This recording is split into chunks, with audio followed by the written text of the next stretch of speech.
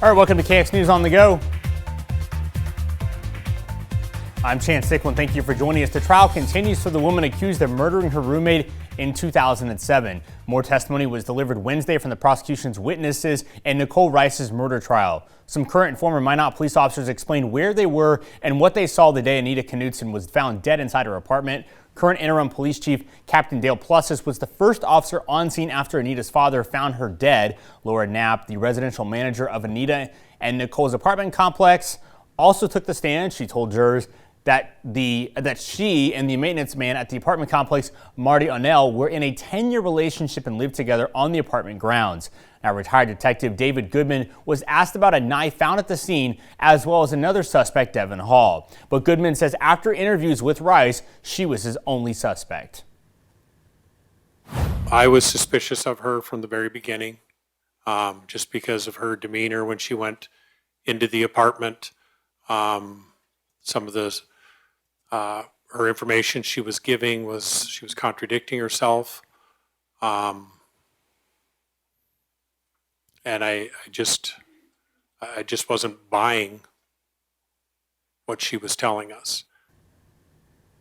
Now, Goodman retired from the force in 2021. Witness testimony will continue later this morning around 8:30. You can watch this trial live over on our website at kxnet.com. You can also watch a recording of the day's trial available also in the same spot. All right, a man in Bismarck is now facing jail time after investigators say he was sending inappropriate messages to who he thought was a teen girl. A special agent with the North Dakota Bureau of Criminal Investigation says within the last 3 weeks, Brandon Longy started messaging a profile on Facebook. The agent says in the messages, Longy asked the person in the profile to take nude pictures and send them to him. The agent also says Longy planned to meet up with who he thought was a young girl last Thursday night along the expressway in Bismarck. But when he showed up, Longy was arrested and taken to the Bismarck Police Department to be interviewed. In that interview, Longy said that he thought he was talking to a 9th grade girl and he planned to get a hotel room with her. He's now charged with 2 counts, including attempted use of a minor in a sexual performance and luring minors by a computer. A judge set his bond at $25,000 and told Longy he's not allowed to use the internet. Longy's trial is scheduled for July 1st and 2nd.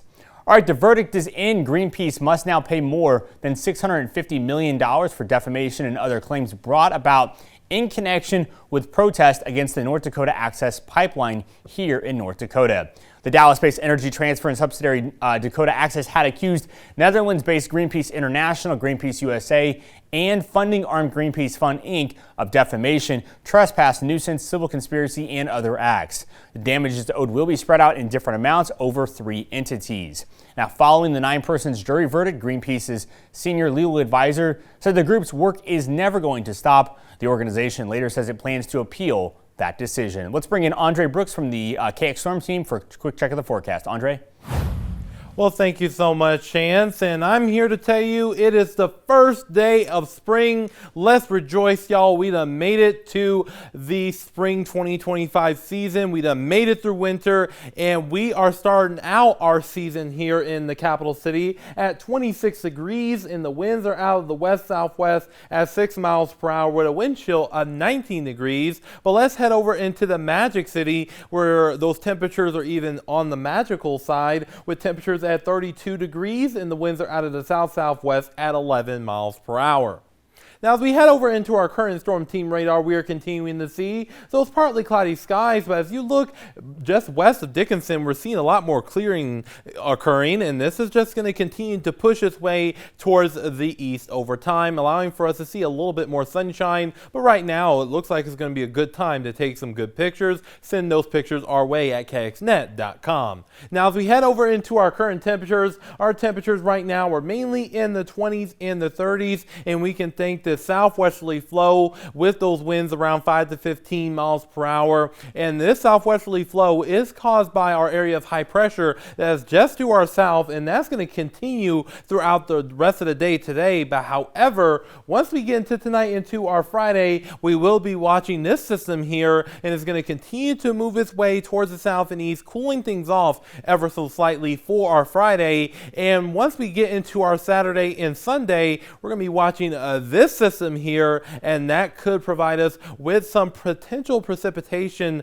and also those temperatures will be on the fluctuating side during this period of time. And we will be watching this system because some models are indicating a good bit, some are not. We will continue to keep you posted as we get closer and closer towards this timeline here. Now, looking at our precision cast for today, we're going to be seeing those conditions being on the partly cloudy side. So if you want to go to the park or just go outside for lunch, this is going to be the perfect time to do so. And once we get into the evening and overnight hours, that cold front is going to be pushing on through, and it will provide us with chances of precipitation, ever so light amounts, so it really won't be a big deal, but we will be watching things for sure. Now, we will see those conditions dry out as we get into the afternoon hours for our Friday. Now, our highs for today will mainly be in the 50s, which means guess what? Our spring meter will be at a level 3 for today. And once we get into tonight, temperatures will drop on down into the 20s and 30s, and maybe a teen here or there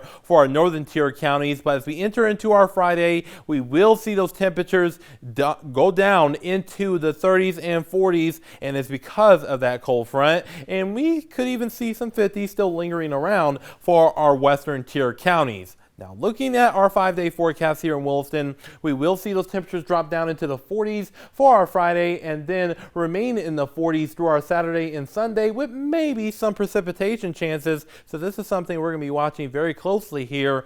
And then we will see those temperatures increase back up into the 50s by the time we get into our Monday with those partly to mostly cloudy skies. Now, for Dickinson, it's going to be quite a pattern that you learned in school with 50s starting out, 40s on Friday, 50s for our Saturday, 40s for Sunday, and then 50s for our Monday with those chances of precipitation as we head into the weekend. Now, for Minot, we will continue to see those temperatures remain overall in the 40s and 50s over the next several days, exception there on Friday, which will drop down into the 30s, and we will see those precipitation chances potentially this weekend. And that same thing goes for Bismarck as well. So Chance, welcome to spring 2025. Happy first day of spring. All right, for KX News, I'm Chance Stickland. Have a good day.